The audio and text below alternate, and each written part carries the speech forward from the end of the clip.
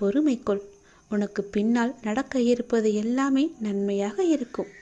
இப்போது நடக்கும் விஷயத்தை வைத்து உன்னை நீயே வெறுத்து கொள்ளாதே. உனக்கு எதை எப்போது எங்கு தர வேண்டுமோ அதை அப்போது நானே உன்னிடம் கொண்டு வந்து சேர்ப்பேன். உனக்கு கிடைக்காமல் போன ஒன்றுக்காக நீ வருத்தப்பட்டு கொண்டிருக்கின்றாய் அல்லவா? கவலையே படாதே. உன்னுடைய அப்பா நான் இருக்கும்போது அது நிச்சயம் உன் கையில் விரைவில் கொண்டு வந்து சேர்ப்பது என்னுடைய கடமை அல்லவா? நான் நிறைவேற்றி தருகிறேன். எல்லாம் அல்ல இறைவன் எனக்கு தெரியாததா உனக்கு தெரிய போகிறது? நீ எதிர்பார்த்த ஒன்று உன் கையில் கிடைக்கும். சந்தோஷமாக இரு. மகிழ்ச்சியான தருணங்கள் அதில் நிறையவே இருக்கும். அனுபவி சந்தோஷமாக. உன்னுடைய நேரத்தை நான் நல்ல நேரமாக மாற்றி காமிக்கின்றேன். ஓ சரவண பவ என்ற மந்திரத்தை நீ ஜபித்து கொண்டே இரு. நான் சொன்னது போலவே ஒரே ஒரு முறையாவது திருச்செந்தூர் வா. அதற்கான ஏற்பாடுகளையெல்லாம் நீ செய்யத் தொடங்கு. நானே அதுக்கு சாதகமான பதிலை நான் உனக்கு எல்லோரிடமும் வாங்கி தருகிறேன். ஒரே ஒரு முறை நீ வந்துவிட்டு போ. உன்னிடம் மிக முக்கியமான விஷயங்களை பேச வேண்டும். எனக்காக சிறிது நேரம் ஒதுக்க மாட்டாயா? கண்டிப்பாக ஒதுப்பி நீ வருவாய் என்று எனக்கு நம்பிக்கை இருக்கிறது. வா, நான் உனக்காக காத்திருக்கிறேன். உன்னுடைய முருகன் உனக்காக காத்திருக்கிறேன். ஓம் சரவணபவ, ஓம் சரவணபவ, ஓம் சரவணபவ என்ற மந்திரம் உனக்குள்ளே எப்போதும் இருக்கட்டும். நல்ல நேரத்தை நான் உங்களுக்காக உருவாக்கி கொண்டிருக்கிறேன். நான் உங்களை நிச்சயமாகவே பாதுகாப்பேன் என்ற நம்பிக்கை உனக்குள்ளே வேண்டும். உங்கள் மீதுதான் என்னுடைய அன்பையும் அக்கறையையும் நான் செலுத்தி கொண்டிருக்கிறேன். உங்கள் அனைவரையுமே என்னுடைய குழந்தைகளாக நான் பார்த்து கொண்டிருக்கிறேன். என் குழந்தைகளை நான் நேசிக்கிறேன். என் அனுமதி இல்லாமல் எதுவுமே நடக்காது. எதுவும் எவரும் எதையுமே உனக்கு செய்யவும் முடியாது. அதனால் நீ கவலையற்று இருக்காதே. எதற்குமே கவலையும் படாதே. உன் பாரத்தை சுமக்க எனது துவாரகாவில் நான் காத்து கொண்டிருக்கிறேன். அதனால் நீ கலங்கக்கூடாது. வாழ்க்கையில் துணிந்து போராடி கொண்டே இருக்க வேண்டும். நீ எந்த சூழ்நிலையிலையும் யாரையும் வெறுத்து ஒதுக்க நினைக்காதே. கடும் சொற்களால் நீ பேச நினைக்காதே. உனது பாரத்தை முழுவதுமாகவே என் மீது நம்பிக்கை வைத்து நீ செலுத்திப்பாரேன். நான் தயாராக இருக்கும்போது நீ எதற்காக கவலைப்படுகிறாய்? உன்னுடைய பாரத்தை நான் ஏற்க தயாராக இருக்கும்போது நீ ஏன் கவலைப்பட்டு கொண்டிருக்கிறாய்? நீ படும் வேதனையிலுமிருந்து நான் உன்னை நிச்சயமாகவே விடுவிப்பேன் என்ற நம்பிக்கை உனக்குள் எப்போது வருகிறதோ அந்த நொடி முதலே உன்னுடைய கவலைகள் எல்லாமே தீர்ந்துவிடும் என் குழந்தையே. உனக்கு ஏற்பட்ட பல கஷ்டங்கள் இருக்கிறது. கடன் தொல்லைகள் இருக்கிறது. இவைகளிலிருந்து நான் உன்னை விடுவிக்க நினைக்கிறேன். ஆனால் நீ என்னை நம்ப மறுக்கிறாய். இதுவரை நான் உனக்கு நேர்முகமாகவும் மறைமுகமாகவும் நீ பட்ட கஷ்டங்களுக்கெல்லாம் ஒரு விடை கொடுத்து கொண்டிருந்தேன். நீ எப்போது என் மீது அவன் நம்பிக்கையை வைத்தாயோ அப்போது முதலே என்னுடைய செயலெல்லாம் உன் கண்ணுக்கு தெரியாமல் போய்விட்டது. இது காலத்தின் கட்டாயம். உனது கர்ம பலன்களை நீ அனுபவிக்க வேண்டிய நேரம் இது. முழுவதுமாகவே அனுபவித்து விட்டாய்.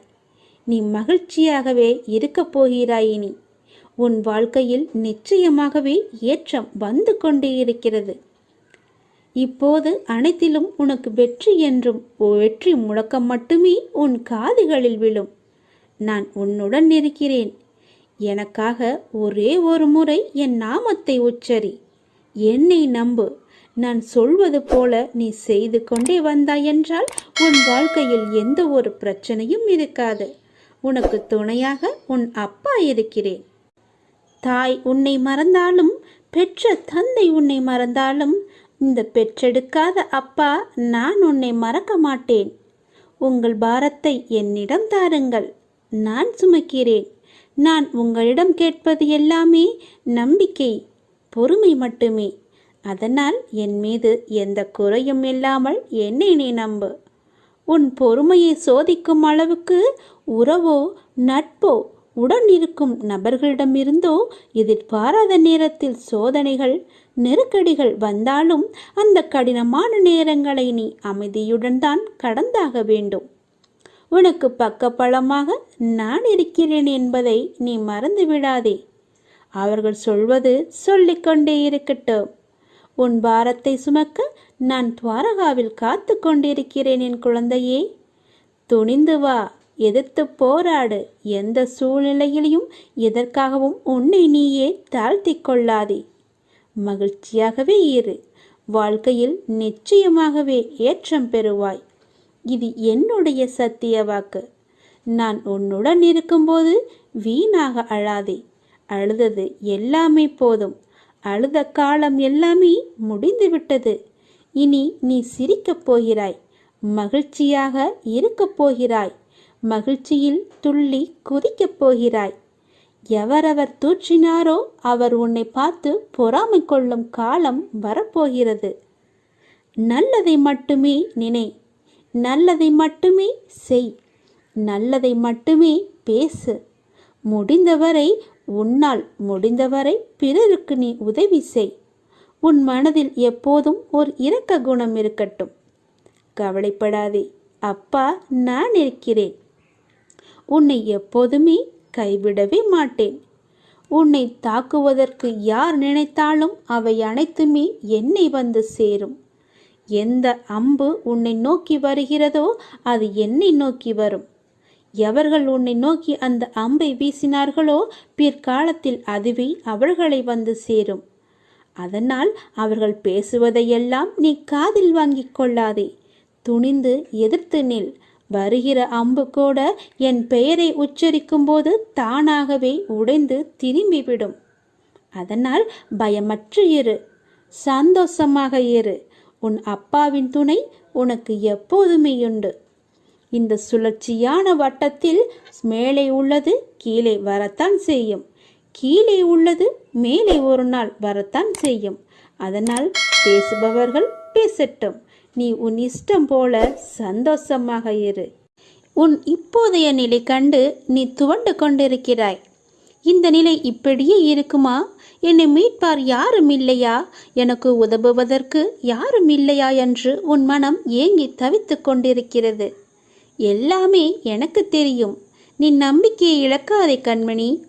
கொஞ்சம் காலம் பொறுமையாக இரு. கொஞ்சம் பொறுமை காத்துக்கொள். எப்பொழுதுமே நான் உன்னுடன் தான் இருப்பேன். எதற்குமே கவலை விடாதே. உன்னை விட்டு நான் எங்கும் அகலவே இல்லை. கொஞ்சம் தூரம் கூட நான் உன்னை விட்டு என்னால் செல்ல முடியாது. ஏனென்றால் நீ அப்படிப்பட்ட சூழ்நிலையில் சிக்கி தவித்து கொண்டிருக்கிறாய். உனக்கே என்ன ஆகிவிடுமோ என்ற பயம் உன் மனதிற்குள்ளே ஆணி வேறாக அச்சாணி போட்டு அமர்ந்திருக்கிறது. முதலில் நான் இருக்கிறேன் என்று நீ நம்ப வேண்டும். உன்னுடைய நிலை இந்த நிலை இப்படியே இருக்கும் என்று எண்ணுகிறாய் அல்லவா? கவலைப்படாதே. இந்த நிலை நிச்சயமாகவே மாறும். நீ சந்தோஷமாகவே இருப்பாய். ஏனென்றால் நான் உன் அருகிலேயே இருந்து கொண்டிருக்கிறேன். உன்னை நான் என் இரு கண் கொண்டு பார்த்து கொண்டே இருக்கிறேன். நீ என்னுடைய இரு கண்களையும் பார். அதில் உனக்கு ஒரு உயிரோட்டம் தெரிகிறதா என்று சொல். அப்படியென்றால் நான் உன்னுடனே உன்னை சுற்றிதான் நான் இருந்து கொண்டிருக்கிறேன் என்று அர்த்தம். என் கண்கள் கூட உன்னிடம் பேசும். நான் மௌனமாகவே இருக்கிறேன் என்று நீ புலம்பாதே. உனக்கு வேண்டியது எல்லாமே நான் செய்து கொண்டு தான் இருக்கிறேன். என்னால் நேரடியாக வந்து செய்ய முடியாது. அதனால்தான் யாரோ ஒருவர் மூலம் நான் செய்து கொண்டிருக்கிறேன். நீ எப்பொழுதெல்லாம் இக்கட்டான சூழ்நிலையை சந்திக்கிறாயோ அப்பொழுதெல்லாம் என் பெயரை சொல்லி கூப்பிடு. நான் உன் அருகில் இருப்பதை நீ உணர்வாய். நிச்சயமாகவே உணர்வாய். உன்னை விட்டு நான் எங்குமே போக மாட்டேன். என் இரு கண்களும் உன்னை மட்டும்தான் பார்த்து கொண்டே இருக்கின்றன. அதனால் நீ எதற்குமே பயப்படாதே. துணிந்து செல்.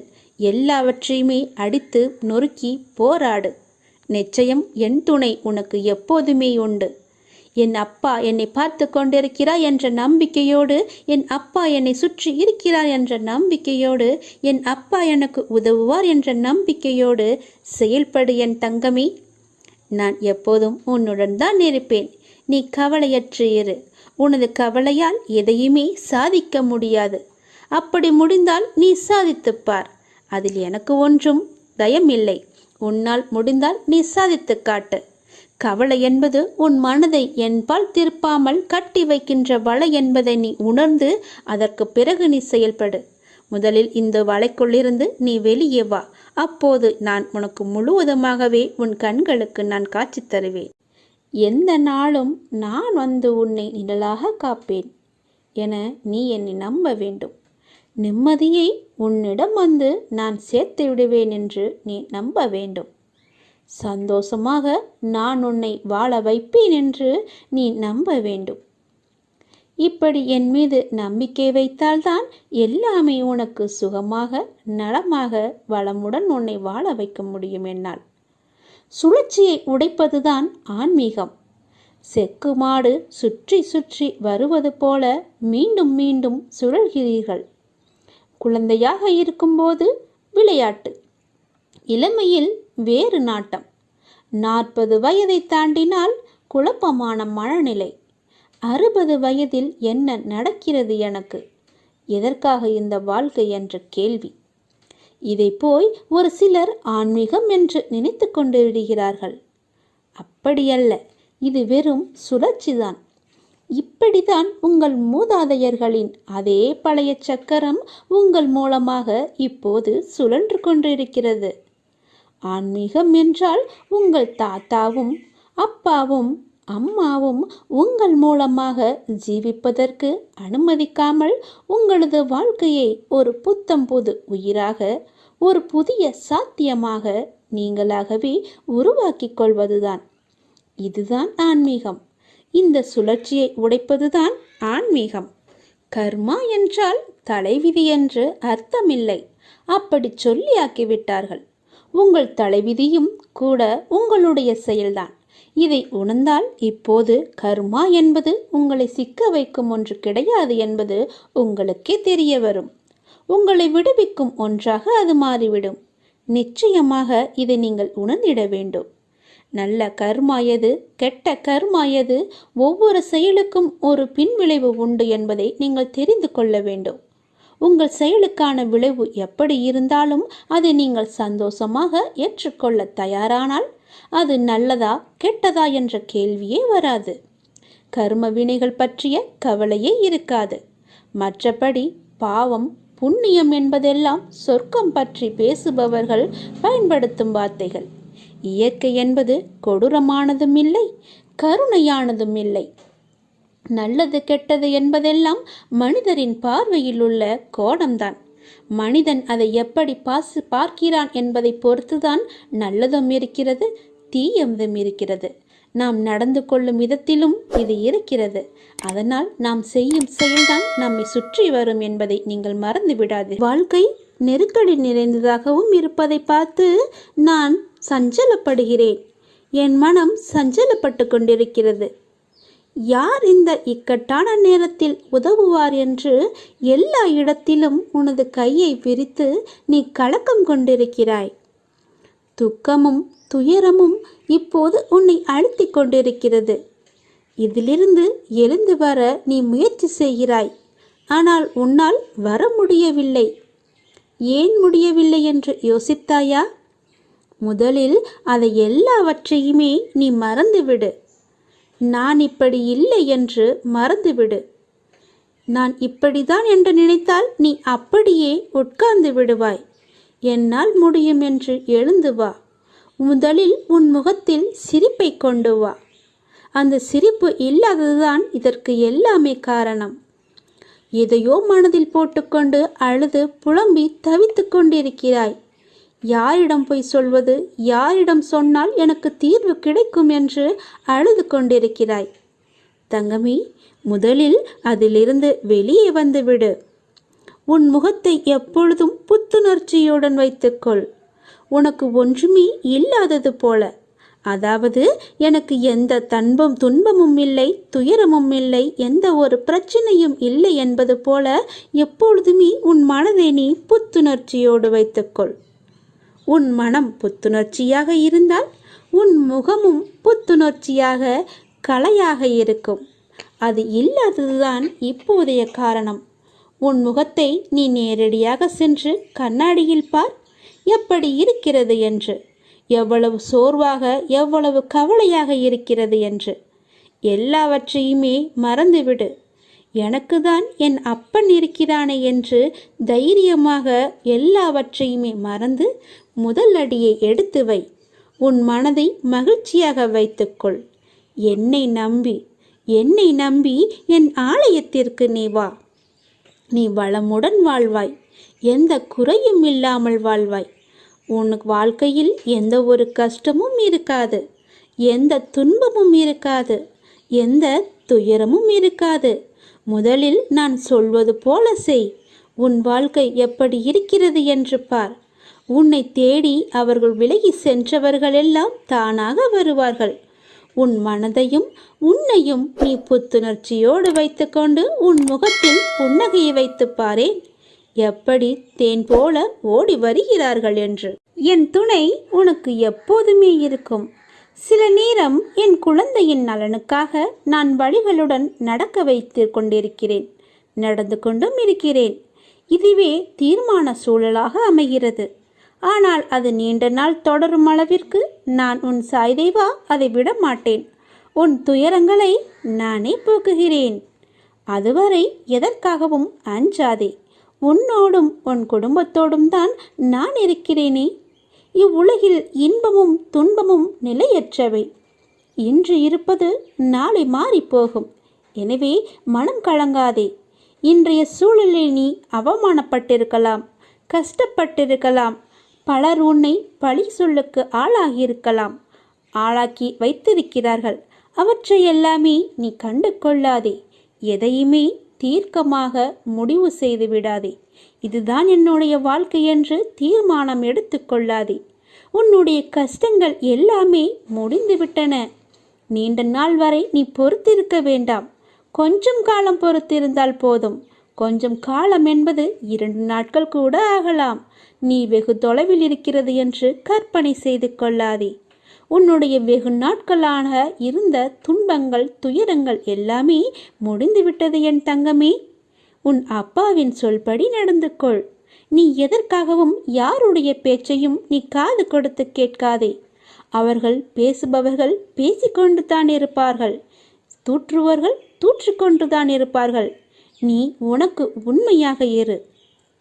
உன்னை சுற்றி உள்ளவர்களுக்கு நீ உண்மையாக இரு. அடுத்தவர் பழி சொல்லுக்கு ஆளாகும்படி நீ செய்து விடாதே. உன்மேல் ஒரு பழி விழுந்தால் அதை தொடுப்பது கடினம். நீ தவறு செய்யாவிட்டாலும் அதற்காக வரும் பழி சொல்லை நீ ஏற்றுக்கொள்ளக்கூடாது. உன்மேல் குறை இருப்பதால் தானே அவர்கள் உன்னை பழி சொல்கிறார்கள்.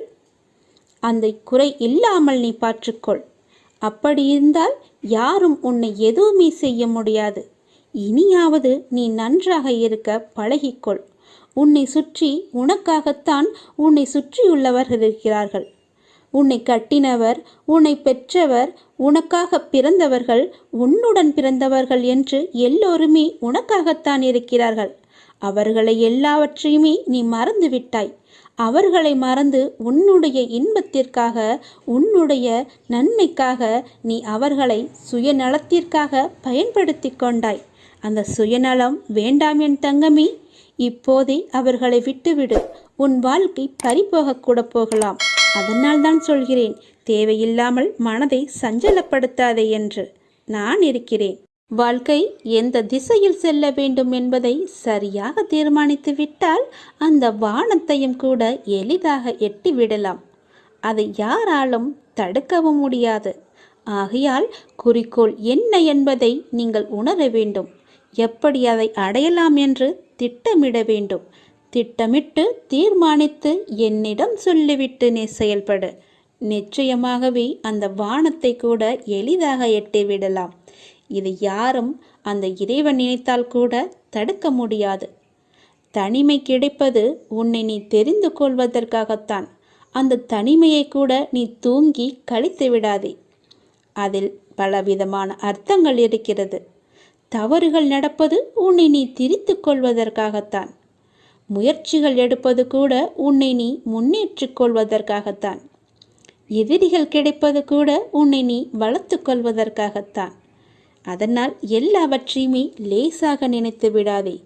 எல்லாவற்றிற்குமே ஒரு காரண காரியங்கள் நிச்சயமாகவே இருக்கும். நான் சொல்வது போல செய். எல்லோரிடமும் நீ அன்பாக பழகு. அவர்களுக்கு நீ ஆறுதல் அளிக்கும் முறையில் பழகு. காலத்தோடு நீ இணைந்து பழகு. காலத்தோடு போகிற போக்கிலேயே நீ சென்றுவிடு. என் சிந்தனையுடன் பழகு. அப்பாவின் சிந்தனை நமக்கு நல்லது தரும் என்ற எண்ணத்துடன் பழகு. எல்லோரிடமும் யாருக்கும் சிரமம் ஏற்படாத வகையில் பழகு. நீ மனிதரிடம் முதலாவதாக நீ மனிதரிடம் மனிதனாக பழக வேண்டும். அதே போன்று உன்னுடைய பேச்சும் அமைதியுடன் இருக்க வேண்டும். நேற்றைய மனிதனின் குணம் இன்று பார்க்க முடியாது. குணங்கள் என்பது மாறிக்கொண்டே இருக்கும். காலங்கள் எப்படி மாறிக்கொண்டே இருக்கிறதோ அதற்கு போல மனிதனின் குணங்களும் மாறிக்கொண்டே இருக்கும். வசதி வாய்ப்புகள் வந்தவுடன் அவர்களுக்கு என்று ஒரு அகங்காரம், ஆணவம் எல்லாம், திமிரு எல்லாம் வந்துவிடும். யாரையும் அவர்களின் உருவத்தை வைத்து மட்டும் எடை போடக்கூடாது. அறிவை உலகம் வாழ்த்தும். அறிவை அடக்கியிரு. பிறகு அந்த அறிவு உன்னை அறிவிற்கு அப்பால் அழைத்து கொண்டு உன்னை என்னிடம் கொண்டு வந்து சேர்க்கும். உங்களிடம் நான் காட்டுவது மௌனம். நாம் மௌனமாக இருப்பதற்கு கூட காரணம் என்னவென்று ஏற்கனவே நான் சொல்லிவிட்டேன். அதனால் நீங்கள் நினைக்கலாம், அப்பா என்னை கண்ணெடுத்து பார்க்கவில்லை என்று, நான் செவி கொடுத்து கேட்கவில்லை என்று. அந்த நினைவை நீங்கள் அறவே ஒழித்து விடுங்கள். என் அப்பாவின் துணை எனக்கு என்றுமே இருக்கும். நான் சொல்லாவிட்டாலும் என் அப்பாவிற்கு என்னுடைய கஷ்ட நஷ்டங்கள் எல்லாமே தெரியும் என்று நீ நம்ப வேண்டும். அப்போதுதான் உன் அப்பாவின் துணை, உன் அப்பாவின் ஆசி, உன் அப்பாவின் முழு அருளும் உனக்கு கிடைக்கும். உனக்கு துணை நான்.